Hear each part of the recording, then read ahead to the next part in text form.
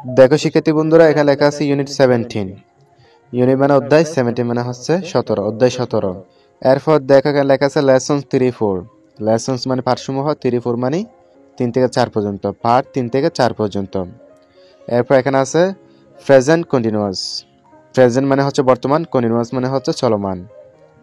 Present continuous মানে বর্তমান চলমান, অর্থাৎ বর্তমান যারা ঘটতেছে এটা সম্পর্কে বোঝাচ্ছে এখানে। এই অধ্যায়ের নাম হচ্ছে প্রেজেন্ট কন্টিনিউয়াস। দেখো এখানে এতে আছে look, listen and say. Look মানে দেখো বা তাকাও, লিসেন মানে শুনো, এন্ড মানে এবং, সে মানে বলো। তাহলে আমাদেরকে প্রথমে এগুলোর দিকে তাকাতে বলতেছে, এরপর শুনতে বলতেছে এবং এরপর বলতে বলতেছে এগুলো। আমরা এই ছবিটি দেখতে পাচ্ছি, এখানে একজন ঘুমাচ্ছে। এখানে লেখা আছে হি স্লিপিং। হিস মানে হি ইজ, হি মানে সে, ইস মানে হয়, স্লিপিং মানে হচ্ছে ঘুমানো। হি স্লিপিং। এখানে অ্যাপোস্ট্রফি দিয়ে এখানে এটি সংক্ষিপ্তভাবে লেখা হয়েছে এখানে হি স্লিপিং, সে ঘুমাচ্ছে। এটি হচ্ছে প্রেজেন্ট কন্টিনিউয়াস টেন্স। এরপর আমরা এই ছবিটি দেখতে পাচ্ছি, এক ঘুম থেকে উঠতেছে, দেখো এই মেয়েটি। এখানে আছে শিস ওয়াকিং আপ। শিস মানে শি ইজ, শি মানে সে, ইস মানে হয়, ওয়াকিং আপ মানে উঠা।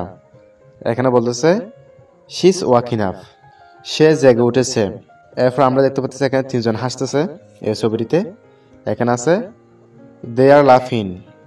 দে মানে তারা, আর মানে হয়, লাফিং মানে হাসা। দে আর লাফিং, তারা হাসছে। এরপর দেখো আমরা এই ছবিটি দেখতে পাচ্ছি, এই মেয়েটা এখানে কিছু অঙ্কন করতেছে। এখানে লেখা আছে শিস ড্রয়িং। শিস মানে সে, ড্রয়িং মানে আঁকা। শিস ড্রয়িং মানে সে আঁকছে। এরপর আমরা দেখতে পাচ্ছি এখানে তিনজন একসাথে পড়তেছে। এখানে লেখা আছে দে আর রিডিং। দে মানে তারা, আর মানে হয়, রিডিং মানে হচ্ছে পড়া। দে আর রিডিং মানে তারা পড়ছে, অর্থাৎ তারা পড়তেছে। এরপর আমরা দেখতে পাচ্ছি এখানে তিনজন কি করতেছে, গান গাইতেছে। এখানে লেখা আছে দে আর সিঙ্গিং। দে মানে তারা, আর মানে হয়, সিঙ্গিং মানে গান গাওয়া। এখানে বলতেছে দে আর সিঙ্গিং, তারা গান গাইছে। তাহলে শিক্ষার্থী বন্ধুরা, তোমরা এগুলো ভালো করে দেখে নিবা। পরবর্তী পাঠ দেখার জন্য আমন্ত্রণ রইল।